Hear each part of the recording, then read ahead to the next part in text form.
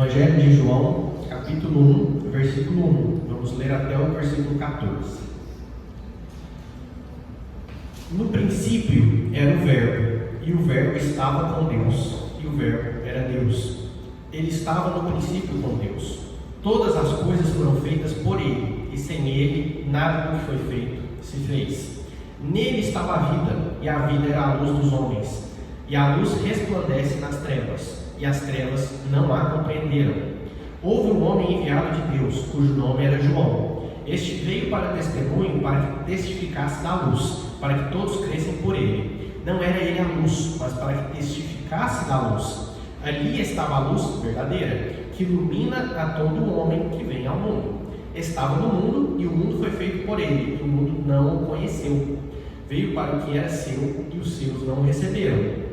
Mas a todos quanto o receberam, deu-lhes o poder de serem feitos filhos de Deus, aos que creem no seu nome, os quais não nasceram do sangue, nem da vontade da carne, nem da vontade do homem, mas de Deus. E o Verbo se fez carne, e habitou entre nós, e vimos a sua glória, como a glória do unigênito do Pai, cheio de graça e de verdade. Amém? Vamos orar novamente. Querido Deus e Pai, obrigado, Senhor, pelo privilégio de ler a Tua Palavra, pelo privilégio e a oportunidade de ter acesso tão livre à Tua Palavra. Quantas pessoas hoje, Pai, neste momento estão sendo perseguidas por serem cristãos, por pregar o Teu Evangelho, por estar em países tão perigosos, locais que perseguem a Cristo, Senhor, que perseguem os seguidores de Cristo. Que o Senhor possa nos promover o entendimento, a abertura para entendermos o que o Senhor quer falar conosco hoje. Que o Senhor esteja tanto nas nossas mentes quanto nos nossos corações, e nós possamos entender de verdade o privilégio e a oportunidade que é estudar a palavra do Senhor e meditar nela a cada dia, e possamos, acima de tudo, buscá-lo e buscar o teu conhecimento. Amém. Esse texto que nós lemos é um texto muito famoso, porque ele utiliza, e muitas vezes é utilizado, melhor dizendo, pelos pregadores, pelos cristãos, para mostrar que a pessoa que nasce novamente em Cristo, a pessoa que estava no mundo, que nasceu do sangue, nasceu da carne, quando ela vem à igreja, quando ela é salva, quando ela é transformada, ela nasce novamente em Deus. E esse é um ponto muito interessante, mas hoje não é o ponto que eu gostaria de abordar aqui com vocês. Eu gostaria de abordar esse texto de uma forma que eu vejo ele ser pouco abordado, principalmente não só pelas pregações, mas em grande medida pelos cristãos, que não conseguem entender muitas vezes a mensagem, uma das mensagens que a Bíblia passa, principalmente focadas neste texto. Quando nós olhamos a referência direta que esse texto faz, nós temos que nos remeter a Gênesis 1, o primeiro capítulo da Bíblia. E lá nós vemos que o quê? O mundo, todo o universo, tudo que nós conhecemos, nossa realidade foi criada por Deus por meio da sua palavra. Então Deus disse: haja luz, houve luz. Haja determinada coisa, houve determinada coisa. Faça-se a criação houve. Porque antes de Deus, antes da palavra de Deus, nada havia. E aí, a partir da palavra de Deus, ela surge. Então, o que o Evangelho de João está trazendo aqui para a gente? Que no princípio era o Verbo, era a palavra. E antes dela nada existia, após ela tudo existia. E a partir dela, a partir da vinda de Cristo, a partir da constituição de Cristo, a partir de Cristo ter descido aqui por nós e nos dar essa oportunidade, trazer isso para nós, que nós podemos ser salvos, ser ditos filhos de Deus, nos convertermos e participarmos dessa família divina. Qual que é o elemento que eu queria focar aqui, que muitas vezes as pessoas passam despercebido?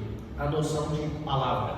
Muitas linguagens, muitas bíblias escrevem verbo, mas também podemos entender como palavra, que é a noção de que a palavra de Cristo, a palavra de Deus, foi um instrumento utilizado para criar essa realidade. Vejam que se Deus não dissesse haja luz, a luz não haveria.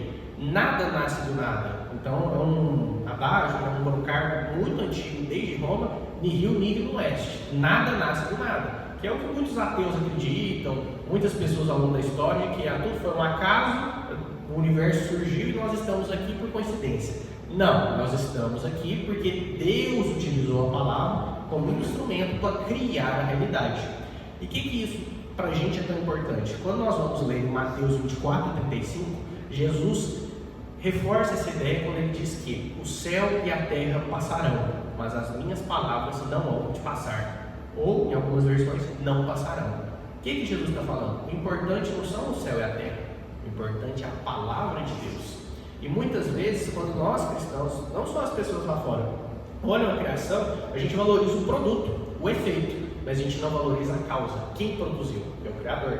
Ou seja, Cristo está nos dizendo que o importante não foi a criação, foi a palavra. Ou seja, o importante não foi o que Deus fez, o que Deus criou, foi o Criador ter feito, o processo de criação.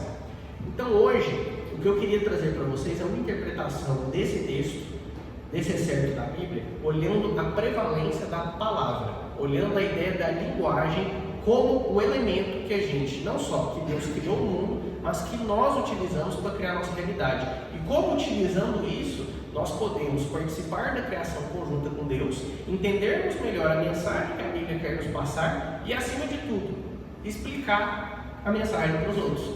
Quando nós falamos em pregar o Evangelho, não é eu pegar a Bíblia, 7 horas da manhã no domingo, bater na porta de alguém e falar, vou te ler um versículo.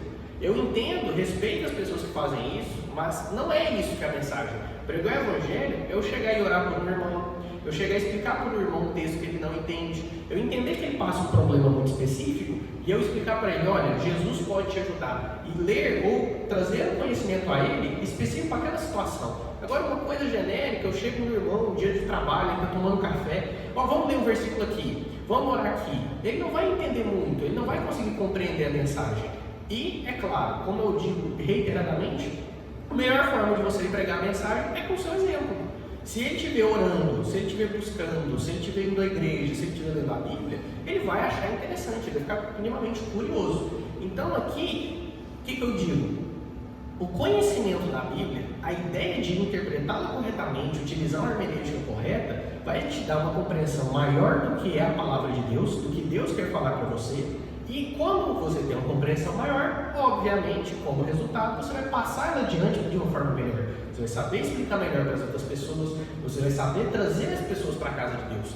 Então, a gente consegue criar essa conexão, uma comunicação de Deus para nós, de nós para os outros, e a gente consegue criar a nossa família em Cristo, como dito no próprio versículo. Pois bem, para eu explicar para vocês como que faz sentido essa lógica da linguagem, eu preciso regredir um pouco e fazer uma pequena regressão histórica de como foi a compreensão e o estudo e o conhecimento ao longo do tempo.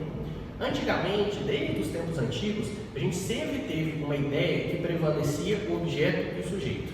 Então, alguém queria conhecer algo, um botânico queria conhecer uma árvore. Ele pegava uma cadeira, sentava de frente à árvore e esperava ela ter frutos. Ele pegava uma fruta, olhava, anotava. Queria conhecer outra árvore, ele plantava, esperava ela crescer. Então, ao longo da história, a gente sempre viu um esquema sujeito-objeto. Como que eu posso conhecer algo? Como que eu posso obter conhecimento? Eu, sujeito, que a filosofia vai chamar de sujeito cognoscente, me aproximo do objeto, que também pode ser chamado de objeto cognoscível, e quanto mais eu me aproximar, mais conhecimento eu obtenho, mais eu entendo esse objeto. Se a gente for trazer para as relações humanas, quanto mais eu conviver com uma pessoa, quanto mais intimidade eu ter com uma pessoa, mais eu vou conhecê-la, mais profundamente eu vou conhecê-la. E isso levou a várias correntes filosóficas ao longo da história. Então, o empirismo, a observação, o culto da racionalidade, até o século passado. Por quê? A ideia é que a realidade está dada. Então, a realidade existe e nós apenas observamos, nós apenas compreendemos. E no século passado, a gente teve a chamada revolução linguística. Então, a gente teve várias questões que foram ocorridas que, para quem costuma estudar objetos da cultura, ciências sociais, a gente destaca um evento que foi o Círculo de Viena, uma reunião de vários cientistas que futuramente viriam a se denominar um movimento chamado neopositivismo lógico, que eles entendiam o seguinte: essa forma de enxergar a realidade não faz sentido. Por quê? A forma que eu olho um objeto, uma cadeira, é diferente da forma que outra pessoa está olhando essa cadeira, porque ela tem uma outra perspectiva. Ela está olhando com outros vieses, ela tem um estilo de vida, outras concepções, outros valores, e isso vai implicar na forma como ela reconhece isso. E o que eles propuseram? A gente só consegue realmente estudar algo e obter conhecimento de algo quando a gente utiliza a linguagem correta. Então, a prevalência não é desse esquema sujeito-objeto. Quanto mais eu aproximar, mais eu entendo. A prevalência é da linguagem utilizada. Percebam, linguagem, a palavra utilizada. Como é feita essa comunicação?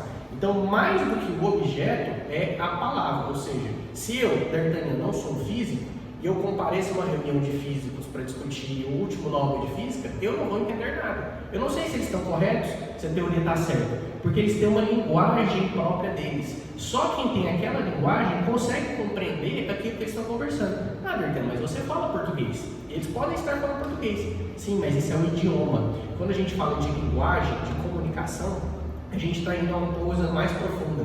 A gente está falando de signos, de elementos que só aquelas pessoas que entendem, que combinaram o significado daquilo, podem compreender. Então, voltando ao exemplo da cadeira. Hoje, eu olho a cadeira e eu penso que ela se chama cadeira, mas não fui eu que dei o nome para ela de cadeira. Todos aqui concordam que ela se chama cadeira. Mas se a gente vai num índio lá no Amapá, no meio de uma floresta que nunca viu uma cadeira, ele vai olhar essa cadeira para ele pode usar ela para comer. Ele pode usar ela para outro sentido que não para sentar, porque ele nunca viu. Ou seja, a cadeira não existe por ela mesma. A cadeira não é uma realidade pronta. Nós olhamos cadeira e demos o nome e concordamos, fizemos uma convenção. E é uma linguagem que nós nos comunicamos a partir dela. Pessoas que não participam desse grupo não vão entender que aquilo é uma cadeira, como exemplo desse indígena. E por que que isso é importante? Nós tiramos o foco, então, do sujeito, de quem estuda, do objeto a ser estudado e passamos na linguagem. Ou seja, qual é a linguagem utilizada para que as pessoas conheçam os objetos. Nisso, a gente pode evoluir para o estudo da fenomenologia, que é a ideia de que existem formas de ser e serem constituídos. Husserl vai falar de regiões ônticas, mas aqui para a gente, o que é a ideia? Esse esquema anterior só funcionava para objetos naturais, ou seja, para uma árvore, para algo que eu possa observar. Objetos culturais e metafísicos, como a palavra de Deus, coisas que nós criamos, coisas que nós estudamos, nós não podemos simplesmente observar. Nós temos que valorar e compreender. E aí a gente só consegue valorar e compreender entendendo a linguagem. Então eu posso pegar uma pessoa que não comparece à igreja, que não é cristã, que não é de uma família cristã, e ler a Bíblia todos os dias. Qual a chance dela entender? Mas ela fala português, a Bíblia está em português. Mas eu tenho uma outra pessoa que não lê com tanta frequência, que não comparece tanto, mas ela vem à igreja, ela teve uma formação cristã, quando ela era criança, os pais ensinaram ela vai ter um conhecimento da Bíblia muito maior do que aquela pessoa que simplesmente leu. Por quê? Voltemos, o importante não é simplesmente a Bíblia estar numa versão em português, é a linguagem utilizada. A pessoa lê, ela não consegue compreender, ela não consegue interpretar. O que nos leva ao ponto de que a gente só vai entender a palavra que Deus nos trouxe quando nós entendermos a linguagem que Ele fala conosco. Recentemente eu estava assistindo um podcast com a Maria sobre interpretações do Apocalipse.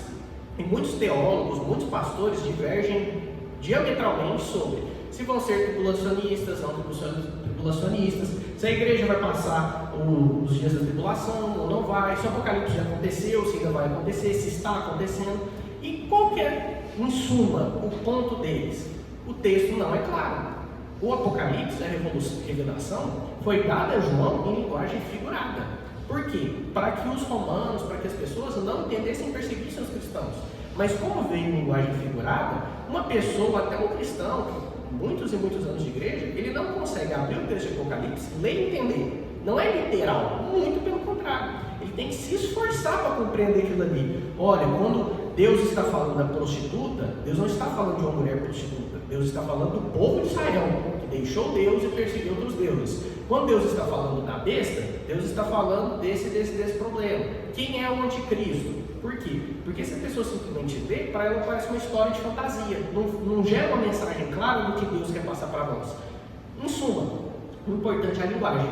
E a linguagem vai além do idioma. A linguagem vai de entender como aquela convenção, ou seja, como que a Bíblia, nesse caso, quer passar a mensagem para a gente. Quais elementos, quais signos, o que a Bíblia está utilizando. E percebam vocês, a Bíblia se comunica. Então nós lemos um texto do Evangelho de João que remete diretamente ao primeiro capítulo de Gênesis, que Cristo utilizou para passar uma mensagem do Evangelho de Mateus. A Bíblia conversa entre ela mesma, a Bíblia é coerente. Tanto é que um dos princípios da Reforma e do Calvinismo é a ideia que a Bíblia não é falível. Ou seja, a Bíblia, se você interpretá-la da maneira correta, você vai ver que as remissões são feitas umas às outras. Você não consegue ler e entender o capítulo de Apocalipse, o livro de Apocalipse, melhor dizendo, sem ler o livro de Daniel.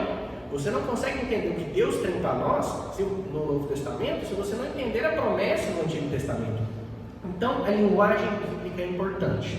Sabendo então que a linguagem bíblica é importante, qual que é o papel nosso, além de, é claro, de ter esse conhecimento. Então, essa primeira parte, eu entendo, olha, mais do que eu, D'Artagnan, um sujeito que quer estudar a Bíblia, basta abrir e ler, eu preciso entender a linguagem que ela utiliza para eu possa compreender qual que é meu papel para fora, além disso.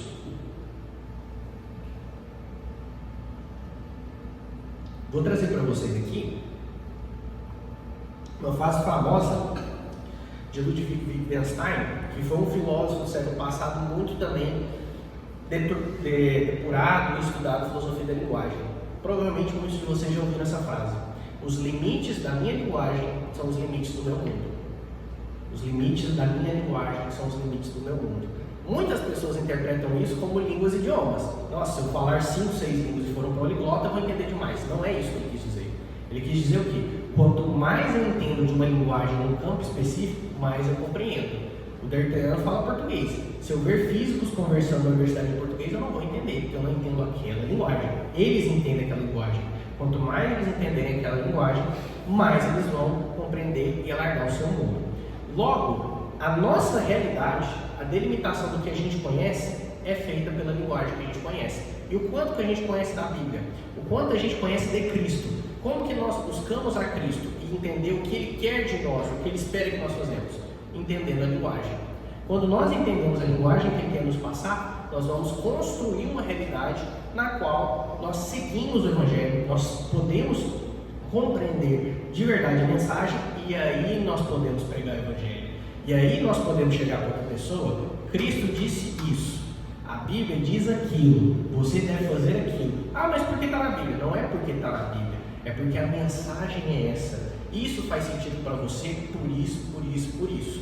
E aí então, D'Artagnan, ok, você disse que o importante é a linguagem, o importante é o instrumento, que agora a Bíblia, nós cristãos que temos uma cosmovisão cristã, precisamos aprender uma linguagem específica para entender o que a Bíblia quer conversar, o que é a palavra de Deus para nós, que além de Deus criar o mundo através da palavra, nós co-criamos a realidade utilizando essa linguagem, no nosso caso, linguagem cristã, é linguagem espiritual. Mas e aí, o que a gente faz depois? Como que a gente passa isso para os outros? Aí que está meu ponto. A gente tem que aprender e entender como funciona essa linguagem da Bíblia. E é o ponto que eu gostaria de conversar com vocês agora. A Bíblia, por que eu não posso fazer uma interpretação literal? Por que eu não posso ler, por exemplo, no Antigo Testamento, se um escravo roubar, o dono do escravo pode matá-lo. Então eu posso entender que hoje eu posso ter um escravo e matá-lo. Eu tenho que entender que isso foi um texto para aquela época, para a realidade que aquele povo vivia quando saiu do Egito e precisavam de regras, eram bárbaros, e Deus, através de Moisés, utilizou a Bíblia e a palavra para passar regras para aquele povo. Mas hoje, após o Novo Testamento, são novas regras. Como que nós entendemos isso? Uma pessoa que simplesmente lê não entende. Percebam vocês que muitas das críticas que os ateus fazem são pegando versículos totalmente descontextualizados da Bíblia. Ele pega um versículo e fala, olha, a Bíblia diz isso. Não, mas espera aí, qual que era o contexto daquilo? Qual que era a mensagem a ser passada? Pois bem, a gente tem que entender que a Bíblia não tem uma linguagem descritiva. A Bíblia não simplesmente conta histórias, é um livro de fantasia. Esse tempo atrás eu estava assistindo também um vídeo no YouTube e o sujeito falando, a Bíblia é o livro mais lido na história, a Bíblia é a mitologia cristã. Mas o que ele quer dizer? Para ele que não é cristão, é um conto de histórias. Para ele, assim, eu quero entender a época de Israel, eu estou fazendo um estudo arqueológico. Como eu vou entender? Eu utilizo a Bíblia para entender o que os judeus acreditavam. Ele não vê o aspecto espiritual da mensagem de Cristo. Por quê? Porque ele não conhece essa linguagem. Ele olha a Bíblia como livro. E percebam também que a maioria das pessoas que você conhece, cristãos e não os cristãos, também olham a Bíblia como livro. Porque elas não se preocupam em conhecer a linguagem. Para elas a Bíblia é basicamente eu abrir o versículo, ler, entender exatamente o que o versículo diz e vou embora para a minha casa. Ou melhor, se eu já estou na minha casa, eu ir dormir. Ela não entende que tem uma mensagem além daquilo. Leiam, por exemplo, o primeiro capítulo, os capítulos seguintes de Eclesiastes, o tanto que o rei Salomão estava frustrado de tudo que aconteceu na vida dele, de conquistar tantas coisas mundanas e ver que ainda tem um vazio dentro dele. Esse vazio só seria preenchido por Deus. Riquezas, mulheres, poder, exército não preenchiam o vazio. Se nós não entendermos esse contexto histórico, quem foi Salomão, por que Deus abençoou Salomão, por que Salomão pediu sabedoria para Deus e não as demais coisas, e por isso Deus as lhe deu, nós jamais vamos entender. aprender. Nós vamos pegar o livro, ler, que coisa bacana, vaidade, e vai ficar por isso mesmo. Então nós precisamos, mais do que aprender essa linguagem, adquiri-la. O que é adquirir a linguagem? Pensem vocês, como que uma criança aprende uma língua? Como que você chega para uma criança e fala assim, meu filho, não fala eu pido, eu peço. Porque uma criança, ela imita os outros. Ela olha o adulto, ela olha o que o pai e a mãe fazem, ela faz igual. A criança, ela não consegue discernir, ela não tem uma capacidade cognitiva mínima para falar, olha, eu tenho que estudar isso, ler isso, e isso só faz sentido dessa forma. Não, ele olha o que os demais estão fazendo e faz igual. Aí ele vai adquirindo a linguagem. Como que nós, então, vamos adquirir a linguagem bíblica? Além, é claro, de ler e estudar. Copiando o que está sendo feito. Então eu vou eleger em primeiro lugar Cristo e seus apóstolos e vou programar na minha vida ações iguais. Mais do que, como meu pai sempre fala, dizer que o que Jesus faria no meu lugar é o que Jesus fez. Quando Jesus passou por essa situação, como que ele reagiu? Como que eu, então, na minha situação, eu vou reagir? Uma pessoa me fez um mal, eu vou agredi-la de volta ou eu vou perdoar? Uma pessoa quer acabar com a minha vida, como que eu vou enxergá-la? Então nós vamos entendendo que aprender essa linguagem, a mensagem que a Bíblia passa muito bem também por copiar aquilo que aquelas pessoas que estão dentro desse grupo que utilizam essa linguagem fazem. E também é o que eu recomendo, buscar orientação, ou seja, pastores, sacerdotes que realmente pregam a palavra, que realmente vivem de acordo com a palavra, que têm uma vida ilibada, porque essas pessoas vão nos mostrar como que nós podemos compreender de verdade a mensagem, não só lendo, mas vivendo, sendo um exemplo, porque a partir do exemplo nós vamos pregar o evangelho para as outras pessoas. Nós vamos falar, não precisa ler, basta você olhar o que eu faço na minha vida e copiar, e aprender essa linguagem.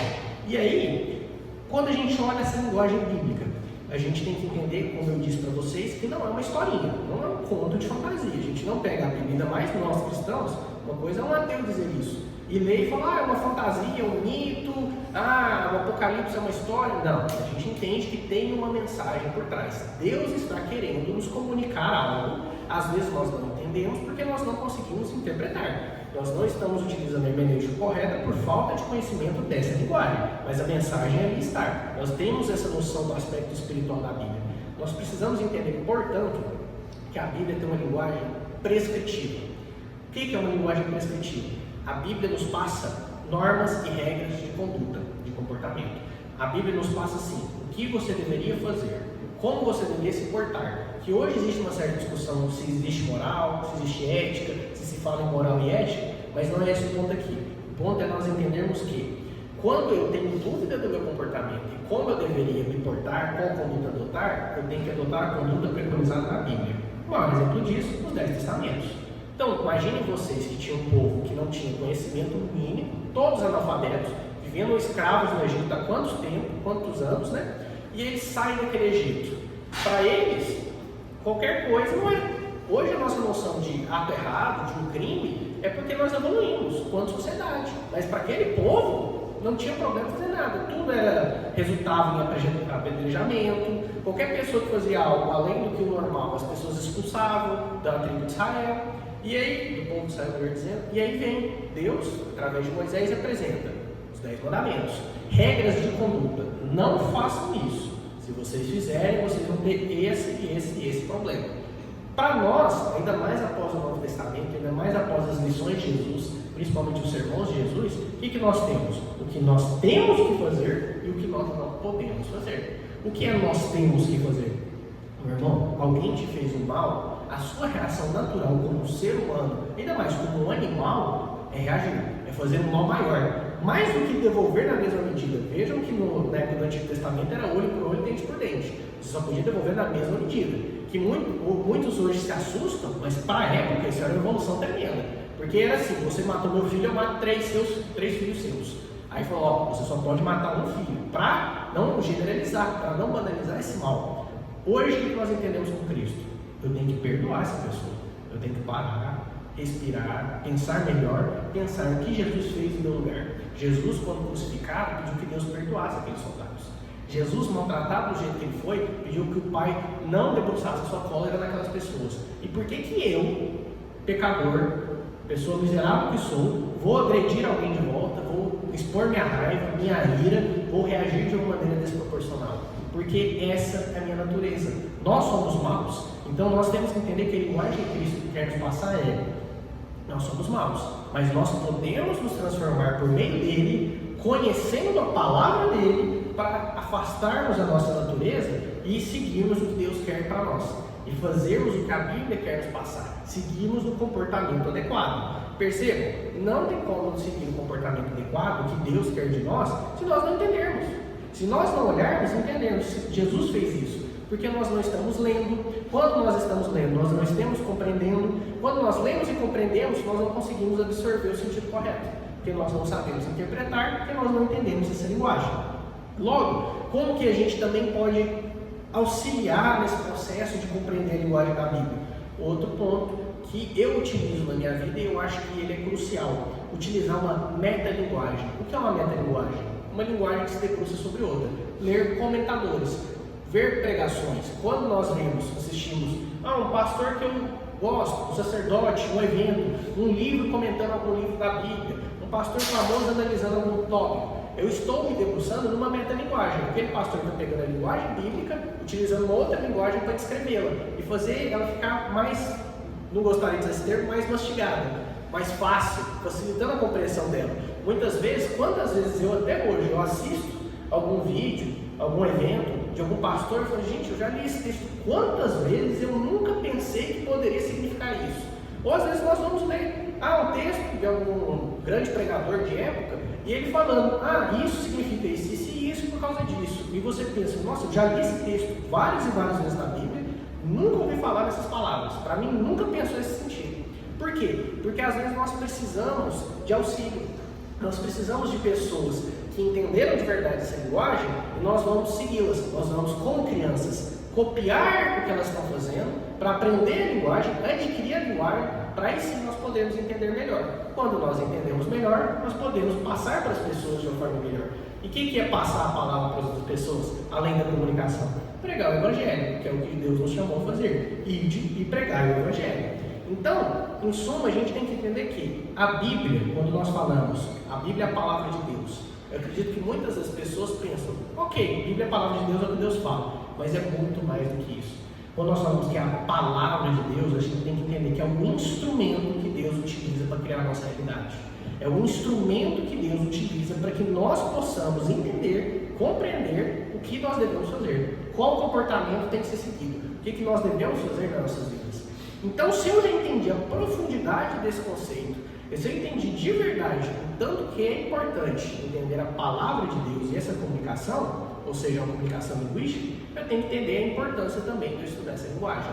Esse estudo da linguagem, como eu disse, passa não só simplesmente por ler a Bíblia despretensiosamente, abri-la na sua sala, quando você chega no trabalho, ir correndo e sair. É mais do que isso. É eu entender de verdade. Por que isso está aqui? Será que tem um livro? Será que eu posso procurar na internet hoje? Será que eu posso assistir um vídeo? Alguém me explica de verdade, porque eu não consigo entender. Eu leio esse texto e não faz sentido para mim. E na procura desse conhecimento, na procura de nos integrarmos, de participarmos de pessoas que usam essa linguagem, aí sim nós vamos compreender a mensagem. Com a mensagem bem compreendida, o que nós vamos fazer? Passar a mensagem adiante. Nós vamos chegar nas outras pessoas e falar: hoje eu entendo. Hoje eu entendo que quando você me fez mal aquele dia, eu te perdoei. Porque Jesus mandou perdoar, não só porque ele mandou, mas porque ele usou isso na vida dele. Quando pessoas lhe fizeram mal, ele perdoou. E estou aqui te perdoando. Você não precisa falar mais nada para aquela pessoa. Aquela pessoa vai entender de verdade a mensagem cristã. Você não precisa falar: vamos comigo na igreja, vamos orar. Não precisa falar mais nada. Quando aquela pessoa entender que ela foi perdoada pelo mal que ela fez, na hora ela vai querer saber: essa pessoa é diferente, o que ela tem de diferente? Qual que é o padrão moral dela para chegar e perdoar uma pessoa? Porque percebam, no dia a dia de vocês, quantas vezes vocês veem pessoas perdoando umas às outras? É raríssimo. Nós somos humanos maus, falhos e caídos. Nós queremos reagir. No máximo, se nós não queremos reagir e fazer mal àquela pessoa, nos vingarmos, ter um rancor, o que nós fazemos? Guardamos para nós mesmos, remoemos aquele mau sentimento e não falamos nada. Mas o perdão, que vai liberar aquela pessoa daquele mau sentimento, vai liberar a outra pessoa também, nós vemos pouco. Tanto é que eu tenho certeza que no seu dia a dia, no seu cotidiano, se você visse nitidamente uma pessoa fazendo mal a outra e a outra perdoando aquela maldade, você ia se assustar. Você fala, nossa, mas que pessoa diferente, o que aconteceu aqui? E esse é o exemplo. Essa pessoa de verdade entendeu a mensagem. Só que essa pessoa pode ter entendido a mensagem sendo um analfabeto, sem ter lido a Bíblia, ou lendo muito pouco, sem nunca ter lido a igreja. Por quê? A compreensão da linguagem da palavra de Deus passa muito além de simplesmente ler a Bíblia da igreja. É entender de verdade a mensagem. E nós só vamos entender de verdade a mensagem entendendo essa linguagem que Deus quer nos passar. Por fim, o que eu gostaria de concluir com vocês? O texto que eu li da última vez, e leio novamente, porque para mim ele é crucial para nós entendermos nosso papel aqui, que é um texto de Oséias 4:6. O meu povo foi destruído porque lhe faltou conhecimento. Ou em outras versões, o meu povo perece por falta de conhecimento. Estamos no nosso jeito todos os dias a cometer erros, falhas e pecados por falta de conhecimento. Porque muitas vezes nós agimos nas nossas vidas, nós adotamos certas condutas, nós nos comportamos de uma maneira terrível porque não conhecemos a palavra de Deus. Porque nós não entendemos as regras de conduta que Deus nos envia. Nós não entendemos o que Deus quer falar para a gente. E nós somos iracundos, maldosos, preguiçosos, pecaminosos. Por quê? Porque quando nós lemos a Bíblia, nós passamos de largo. Nós olhamos, igual da última vez eu comentei com vocês, a parábola da formiga que não era preguiçosa. Nós entendemos que é uma historinha para uma criança. Nós não entendemos de verdade que o que a Bíblia está nos falando é: não sejamos preguiçosos, porque lá na frente haverão consequências. Nós não entendemos que isso é uma linguagem figurada, é uma forma de nos passar uma mensagem que é o quê? Adote tal conduta, não adote a outra. Então, o que eu queria deixar aqui para nós refletirmos, termos não só nas nossas mentes, mas nos nossos corações é: o que nós estamos fazendo para evoluirmos o nosso conhecimento da linguagem da Bíblia? O que nós estamos fazendo para entender a palavra de Deus? E a palavra não só como sinônimo da Bíblia, a palavra é a mensagem de Deus, a comunicação que Deus tem para a nossa vida. Porque cada um aqui tem uma vida diferente, tem um motivo diferente, tem um objetivo, um propósito, um objetivo diferente, o propósito é o mesmo, que é pregar o Evangelho e levar mais pessoas a Cristo. Ou seja, o que nós estamos fazendo para evoluir nessa caminhada espiritual? E percebam então, para finalizar, a caminhada espiritual e a evolução dela só passa por um aumento do conhecimento. Se nós não evoluirmos o nosso conhecimento, se nós não aprendermos mais, se nós, nesse ponto, não adquirirmos melhor essa linguagem e evoluirmos, nosso conhecimento não vai evoluir. Se nosso conhecimento não evoluir, nossa vida espiritual também não. E todos nós sabemos as consequências disso. Amém? Vamos levantar então, vamos orar.